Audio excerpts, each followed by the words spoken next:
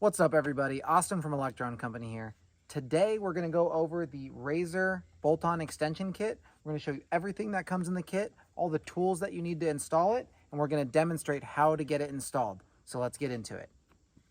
We're on our pop-up table here. Not an ideal setup, but we're having a shop built, and so we're out here on the pad.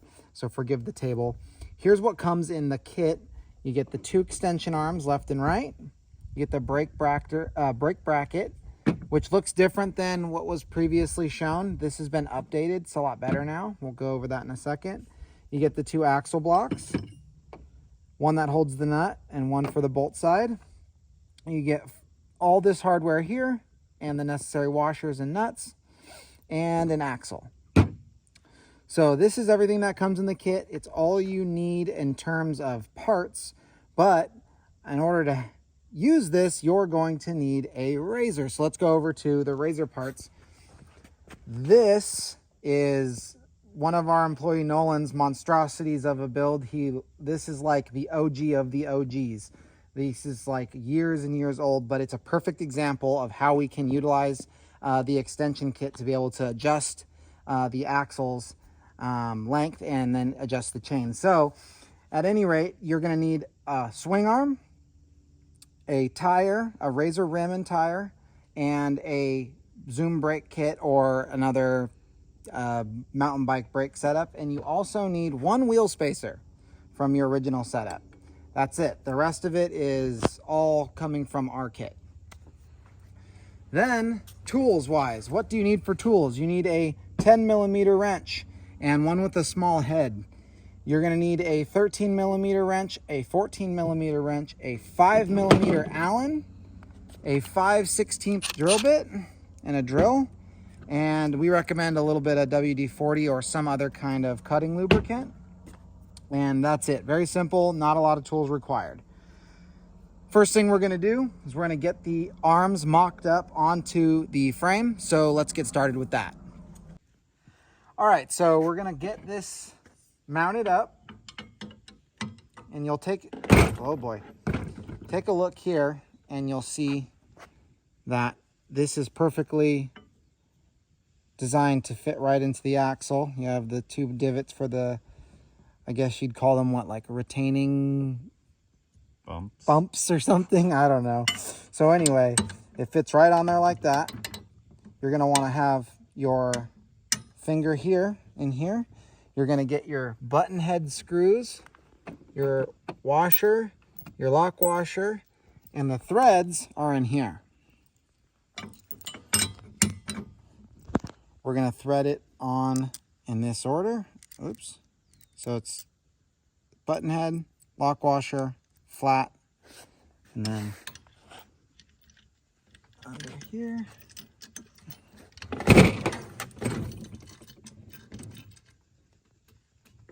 Okay, so you can see it's already on there. Very simple.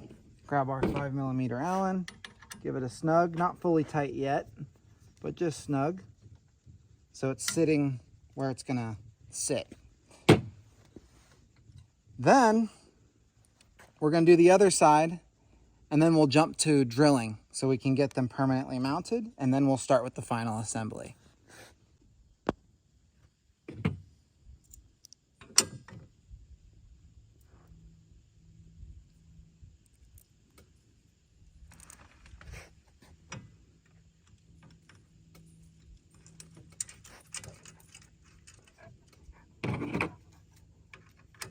All right, got these on here. Whoops.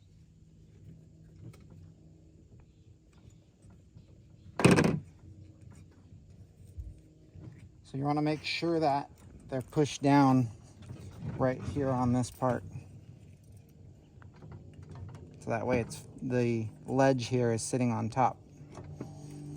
And then we're going to start drilling with your 5/16 drill bit. And we're going to make sure that we're straight.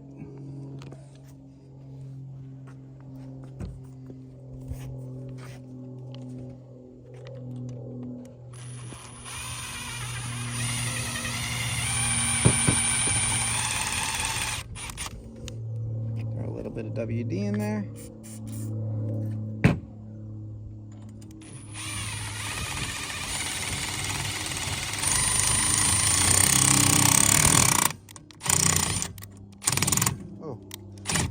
consider turning my impact all the way up. Really? There it went. You don't have to use an impact, you know, it's just what we use. You can use a regular drill like a normal person. So now I'm going to check my angle. I'm going to try and make sure I'm parallel in each direction. Easier said than done, but do my best.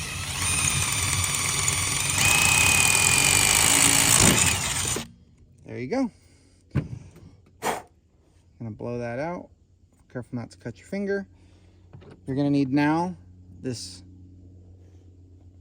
bevel head, or what is it? Countersunk. Countersunk. Jesus, my brain is off. So you can take this countersunk beveled. I mean, close enough. Fits right in there. You're going to take the flat washer and the nut on the other side. And repeat 3 more times. We will return with those 3 done, and then we'll tighten them down.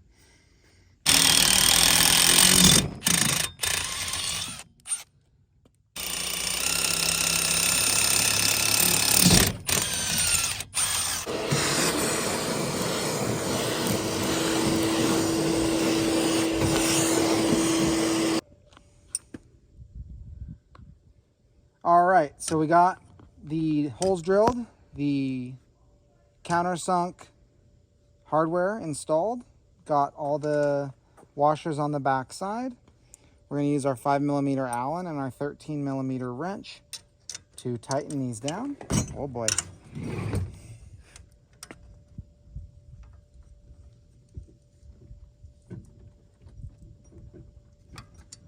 Very nice.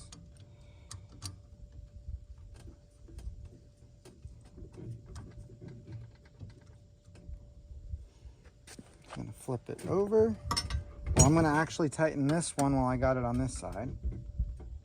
Okay. And I'll flip this thing over to the other side.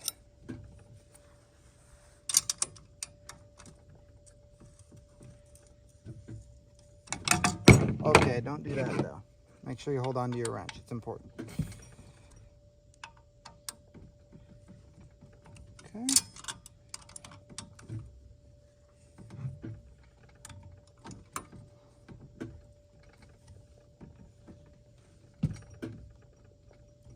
Okay, and then this one, boom. So the arms are now secured. We are ready to start assembling and getting the wheel put back on. So let's move on to that step. First thing we're gonna wanna do is put the adjuster nuts in, or adjuster bolts, not nuts, the nuts on the bolt, actually. So these nuts right here have no nylock, and that allows them to spin freely. These are like your stops, if you will, for the adjuster nut or adjuster bolt. Nut, bolt. So we'll just thread them back pretty far, and then these get inserted into the end of your extensions. This is what stops the axle block from sliding forward under tension when the chain's pulling on it. And as you can see, the nut is what will stop it from going forward when we're ready to make that adjustment, so it doesn't spin anymore. Put them on both sides, obviously. Now we're going to take this brake bracket and get that mocked up, so when we get the wheel on, it'll be there already. This sits on the ledge there, and then you have a slot for your nut right here. There you go. And that's going to go into your top, your original top braking mount, brake mount. And we're just going to leave it there mocked up. Ooh, for now. We can tighten it a little bit just so it doesn't fall down. But we still want it to slide right now. Perfect. Okay, now we're going to get the wheel on. So grab your old crusty razor wheel. Hopefully you have a newer wheel than that. But At any rate, all you need is the axle blocks and the axle now, and your original wheel spacer. So you're going to want to use the axle nut side, which we need this washer, which sits in there. So what we're going to do is slide that on here.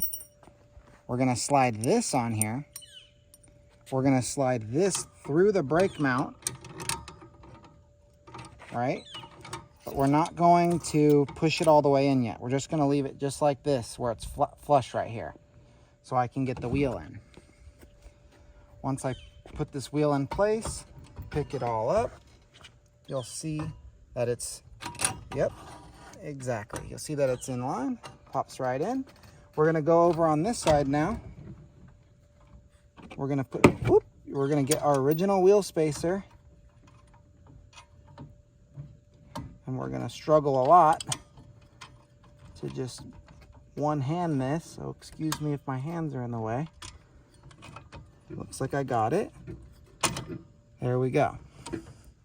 So you can take a look here. Wheel spacer, original wheel spacer on the sprocket side. And over here, the brake bracket is the wheel spacer. You'll notice that there's a gap here and that the swing arm is kind of like this, or it seems like that. It's like this. So that's just because the swing arm's already like that. So nothing is wrong. You're all good. It's all going to tighten down together when we get to that point. So the last thing we're going to do is grab the other axle block. You're going to stick it in here. So let me turn this around.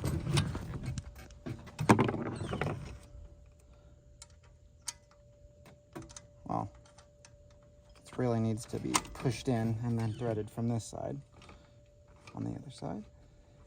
And then, yeah, I mean, it's all on there now. We got to actually get a tool on it. So it's in there. And now it's time to tighten it down.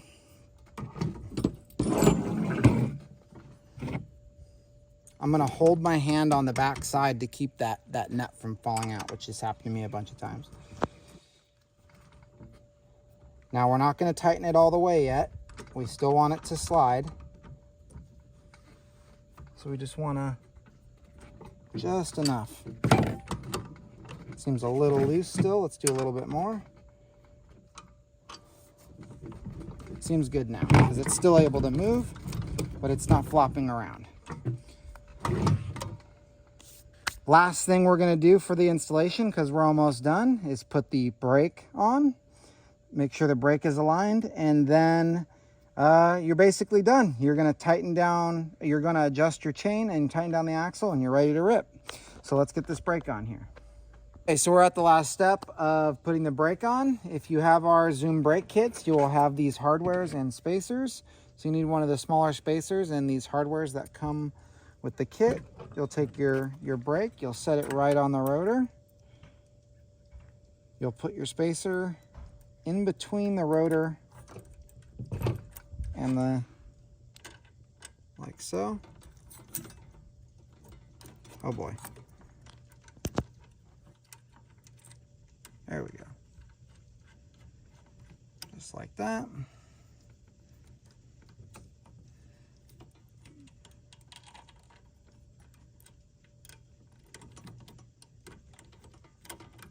Oh, we can do it. Come on. There it goes. Okay. Just like so. Just like so. Tighten these down. And you'll set your left and right just by kind of taking a look in here, getting that right.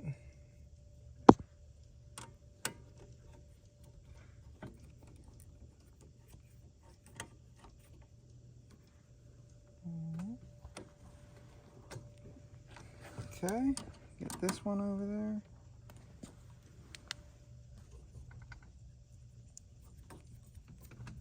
Okay, good enough for now. Now you'll set your chain tension. We don't have a chain on this setup, but you'll set your chain tension with the axle blocks. So we'll get our 10 in there. We'll just do like a faux chain tension set. I'm gonna set it like this. You're gonna need a small 10 head to get in here, or a small 10 wrench to get on this head. Okay. Okay. So let's say that that's my perfect chain tension. I would be checking my chain on the other side here. I'd be looking at this, getting that, oh, yep, that looks good. Then we will tighten down the axle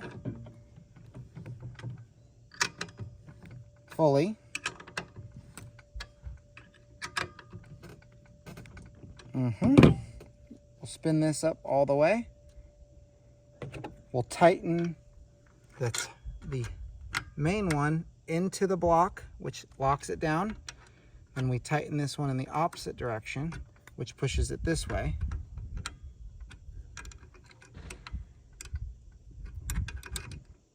There we go. Last thing, you'll do that on both sides, obviously, and assuming your chain tension's good. And then the last thing you do is tighten this down. Don't forget to tighten that. So now here is tight, here is tight, here is tight, here, here, here, here, and the axle. Obviously we did these already. We're ready to ride. All right, so we're all finished. We've got the extensions fully bolted on. We've put the brake relocation bracket on there with it, slid the axle through, put the tire back on, and adjusted for chain tension, our imaginary chain in this case. Couple things about this bike randomly. I'm sure you're curious by looking at it. This is, like I said earlier in the video, this is like a really old project. This is like one of the original RZRs. It's years and years old. This is a QS90. We sell this on the website. It's called our EMX 5 kilowatt kit. There's a bunch of custom fab work required to do this. It does work pretty good, but if I were you, I would just get the Extreme kit. It's actually a much higher performer and is a lot easier than cutting and welding and all this other stuff. But nonetheless, it's a very cool setup. If you have some kind of other motor swap or even just an EC4P, being able to adjust the axles is so important. It's almost required if you're going to be pulling high power or doing any kind of upgraded motors on these things beyond, like, 5 or 6 kilowatts. So we felt like that went pretty smoothly as it can, and I hope you are able to get yours on just as easily. So give us an email if you have any issues, and we're happy to help. All right, guys.